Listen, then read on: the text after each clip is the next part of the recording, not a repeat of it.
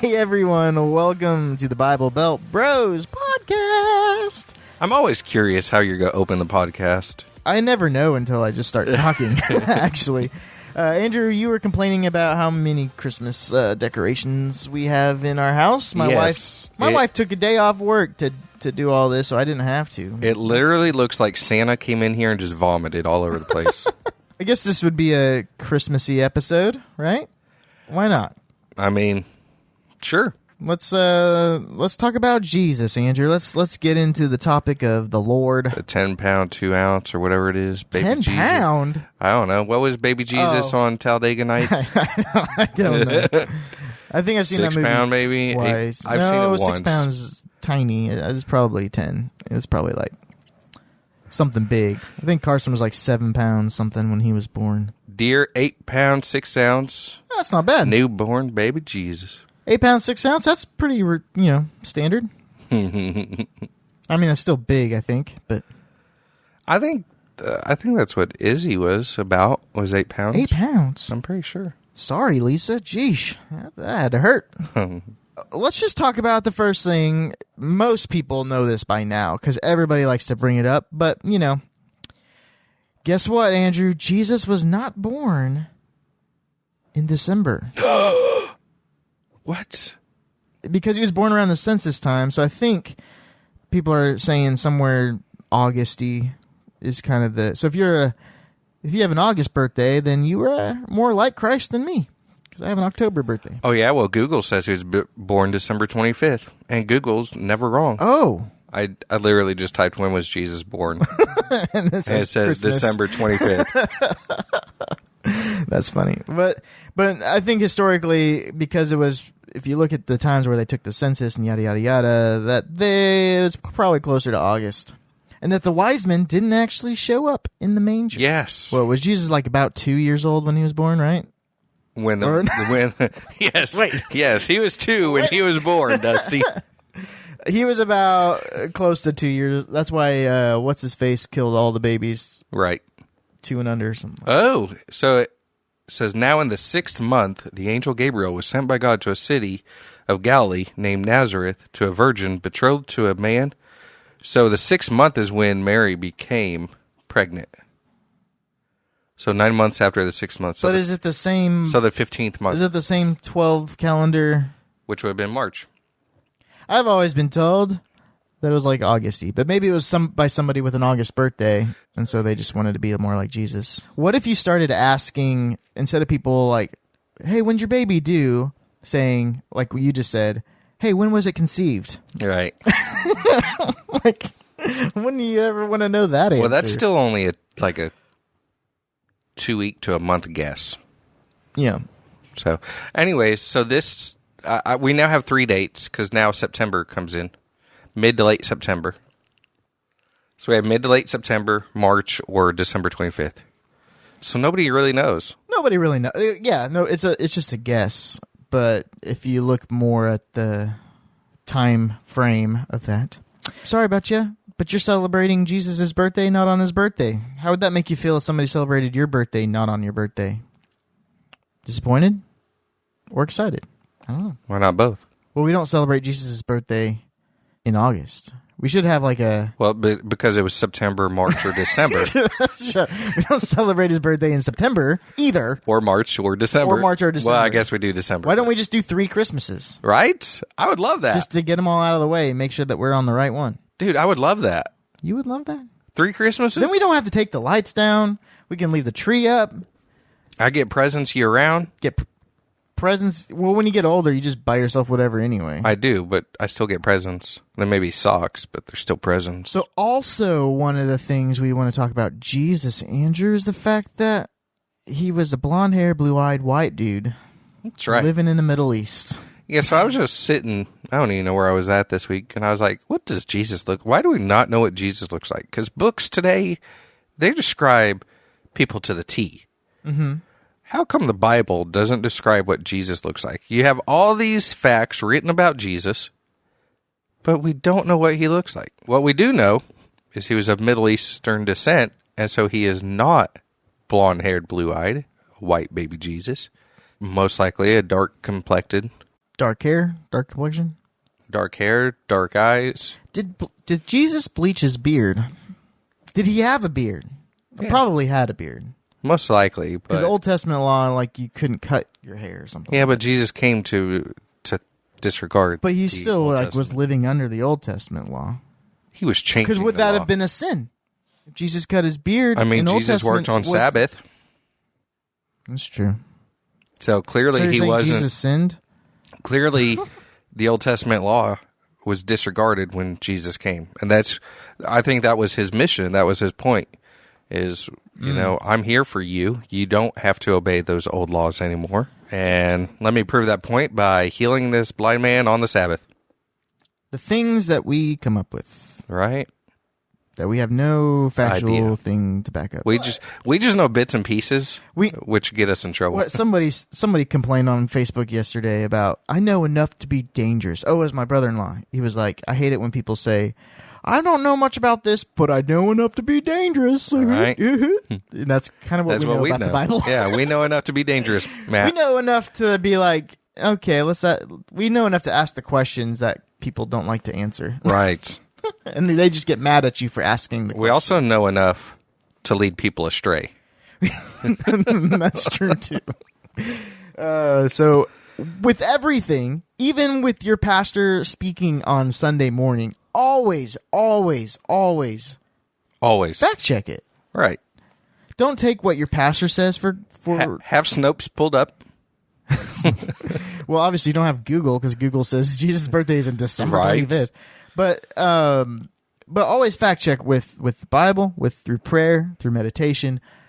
Anything your pastor says, it's his opinion of Scripture for the most part. It's his convictions.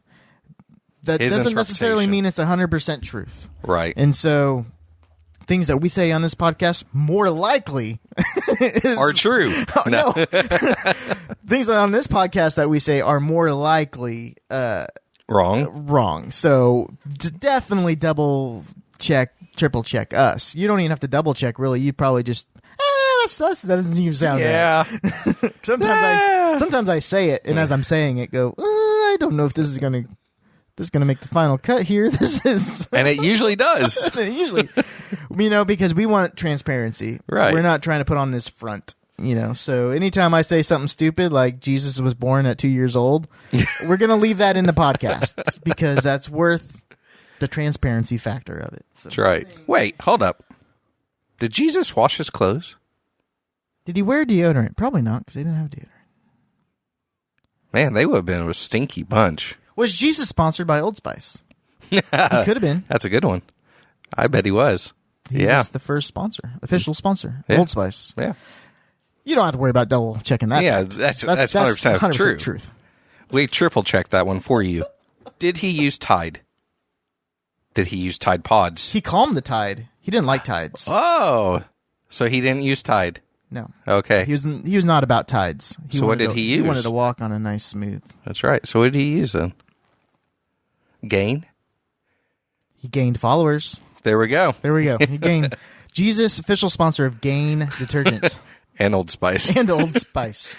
Man, this dude is racking up some sponsorships. Because when he was buried, they laid spices. Oh, there we go. We have biblical background Right. for our answer. Exactly. Know enough to be dangerous. The thing that I think is funny, Andrew, and I want to get your opinion on this. So there's always the debate. Like, I have many pastor friends on Facebook that I've met through the years. Do they claim you? Probably not. Okay. They probably would rather disassociate with me. Not joking. One said hi to me the other day. Oh. Yeah. In public. So he came up to me in public. Was it Sunday at church? No, it was Sunday. It was an after church. It was Oh. like I was eating lunch. I normally don't go out to eat lunch. So see, he was That's still my in problem. minister mode. That's true. He didn't pay for my meal, the jerk. No, I'm joking. Not a good minister then. I don't go to his church, so that's why. He didn't pay for my meal. He pays for only his church members' meals. Which is fine. That's what the early church did. They took care of each other. I've seen multiple pastors, the funny joke is the Die Hard greatest Christmas movie ever, right? Right. Yeah, first they argue, is it a Christmas movie? And then they're like, not only is it, but it's the best. It's the best.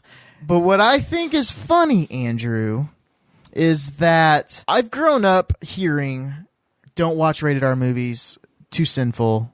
Right. Watching rated R movies is sinful, right? Yeah, PG-13's pushing the line. Garbage in, garbage out, and you can judge somebody like how well they're doing spiritually kind of on what they're by what they watch. Filling their mind with right. or whatever. Did you know, and I actually didn't know this, I assumed it, but I looked it up. Did you know Die Hard is rated R? I did not. Really? Yeah.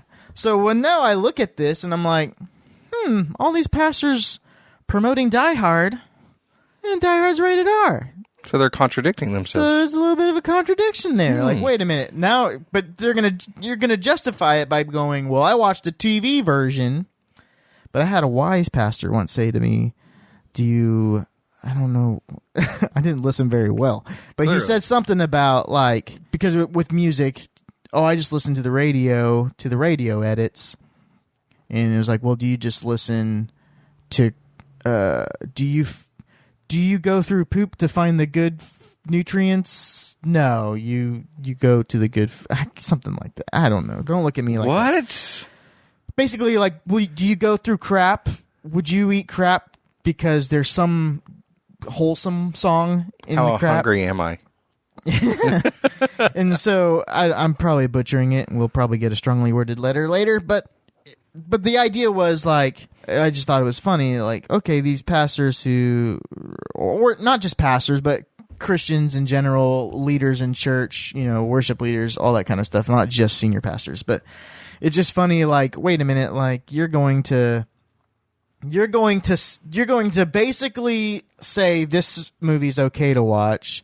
It's rated R. Even the TV version, it's mainly for language and violence, right? And it's just language and violence. It's not sex. And that's why you shouldn't watch rated R movies with sex jokes. Even though if you go to the pastor's conference, you'll hear some sex jokes. Side note, getting off track here. Never been, don't know. Oh. Well, you will hear some sex jokes. It's just well, whatever we got. Never mind. I can't throw people under the bus. We get texts about sex jokes from leaders in ministry. Yes. Yes. So we're in some group chats with some church leaders. Yes. That like to throw those things in. So, anyways, besides the fact, growing up, rated R was bad to watch. And now we're like, man, PG-13 nowadays is rated R back then. And so that makes Die Hard even more worse of a movie to promote on Sundays. I don't know. Because if it was worth a rated R rating then, yeah, but they weren't. But PG-13 is so much worse because restrictions have been relaxed. Back then, they were tight. Okay, that's true. And so, like, literally... So we're saying that Die Hard nowadays would only be PG-13. Most likely, yeah. Yippee-ki-yay, mother effer is worth just a PG-13. Right, yes. Because now PG-13 can have sexual content, it seems. And so... It can just show a little nippy. If you had sexual content back then, you're X-rated. I don't know about X, but... Yeah.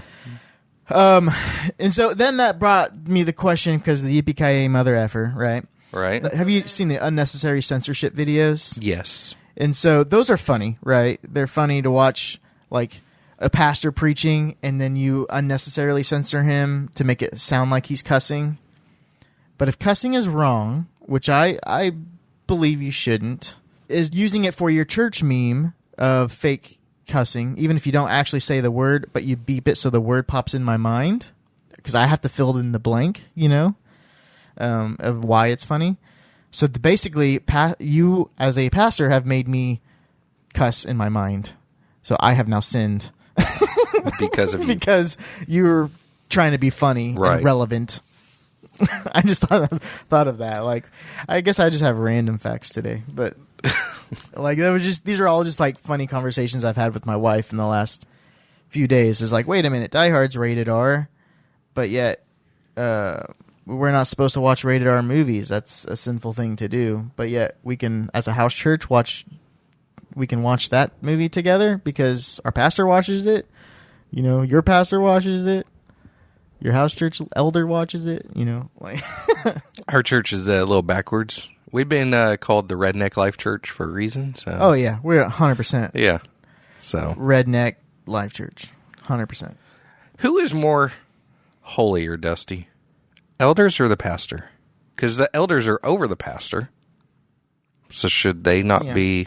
Well, the elders are the accountability. And this especially needed more nowadays because you're basically having a movement of people who don't fit under the normal church system, either get fired or just get upset with the regulations of what, like a Baptist church. Like you have to go through all these business meetings to get a church van. Remember those days? Yes. Oh my goodness. Your youth pastor has to threaten basically taking all the members of the youth ministry down to vote for whatever, you know, because technically we were all members and we had to, we all had to vote. I remember those days. Yep. And so people like fall in the category of just getting, falling in a category of just getting fed up with that like system. So they start their own church. So they basically have no accountability.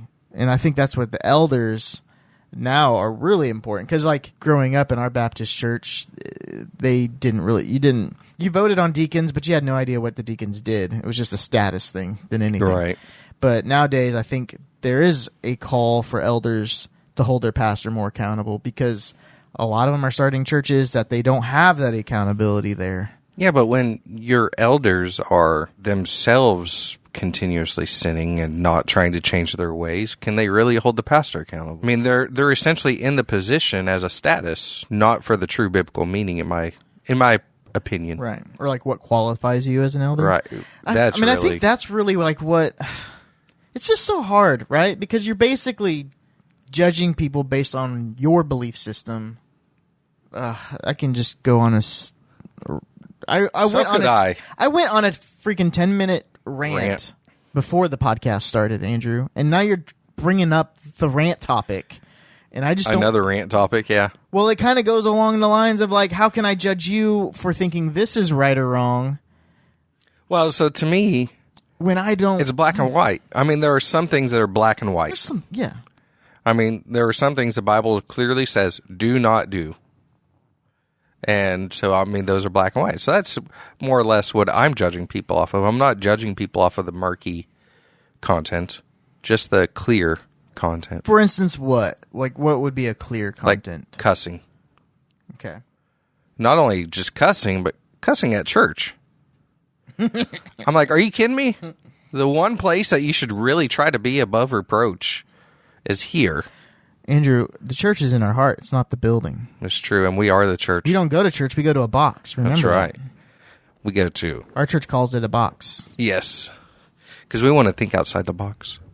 No, because because that's the problem, right? Like, I remember getting in trouble in church growing up for having holy jeans on. But they were holy. Exactly. But you know what? I couldn't really afford jeans. Well, you were a kid, so no, you couldn't. I couldn't, and my parents couldn't. I mean, my parents one time for my birthday got me a fake Tommy Hilfiger shirt, and I was at least old enough to appreciate the thought. Was it Tommy Hilfiger? No, it was something to do, like it said Tommy Hilfiger, but it was like the logo was wrong. And I didn't know. I didn't care. Like, but it was just one of those, like my mom, I remember them buying it, and I remember being told that was fake. But I remember thinking they were proud to give me that shirt. And I remember the thought that counts, Andrew. Yeah. But being in trouble in church, walking in a hall, like, shouldn't you just be glad I'm here? But, you know, the building of church where you didn't wear hats, you dressed your Sunday best, like that was the standard then because we were on holy ground is kind of what we were. And now we're like, we are holy walking around. It doesn't matter where we're at. The building doesn't automatically mean that Jesus is coming. You know what I mean? But where two or more are gathered, Dusty. That's what I'm saying. Like, and so nowadays, like play guitar for church wearing a hat on stage. In Holy G. Which I actually like. I like to wear a hat, one, because I'm lazy, but two, at church, I like to wear a hat because I know that there's somebody that might be walking in, and there has been, and that's why I now kind of do it a lot, is because somebody who walks into church wearing a hat thinking, oh crap, I'm the only one with a hat on in church, and that like fear in the back of their mind of I'm being judged. So to have somebody on stage wearing a hat. So you should wear makeup on stage. Sure. Like Kiss. Sure. But you know what I mean? I like to wear a hat on stage because I know that there might be somebody that shows up to church for the first time wearing a hat and then embarrassed that they're wearing a hat. So if they see me wearing a hat, that's going to take that wall down. I have one more question. We've been lighting the Advent candles as a family with Carson, and we got him an Advent calendar. Nice. And it's a Harry Potter Advent calendar. Okay. So is that okay? Carson told me that is wizardry okay? that's the debate, right? Was wizardry okay or not okay, but the wizards in Lord of the Rings is fine? Is that okay? Because that wizard represents the Lord coming back. And hey, I never said Lord of the Rings was okay either, Dusty. Know, but I have had people, like, that was a debate back in the day of Harry Potter coming out at the same time as Lord of the Rings. And people were way into Lord of the Rings in the church, but then they were like, you can't watch Harry Potter, that's got witches. Well, so does, like, Lord of the Rings has magic and wizardry. But not witches. But not witches. Yeah, Dusty. Carson was telling me most of the violence happens around Christmas time in Harry Potter movies. So, is Harry Potter officially the best Christmas movie out there? No. Because it happens in Christmas, and that's the same. It doesn't happen at Christmas the entire time. Not the entire time. The point around Die Hard is it is 100% Christmas. Well, all these Hallmark movies, everything leads up to Christmas. So the movie isn't, like, Christmas is the final scene. Is Harry Potter's final scene Christmas? Usually it's like... Because I remember a house being blown away. That's it. On Christmas? I don't think it was Christmas. Okay. But no, Harry Potter, don't they like go through a whole year? So yeah, Christmas is going to be in there, but so is Halloween and Thanksgiving. So is that a Thanksgiving movie? Like they go through an entire school year. I don't think they go through a whole...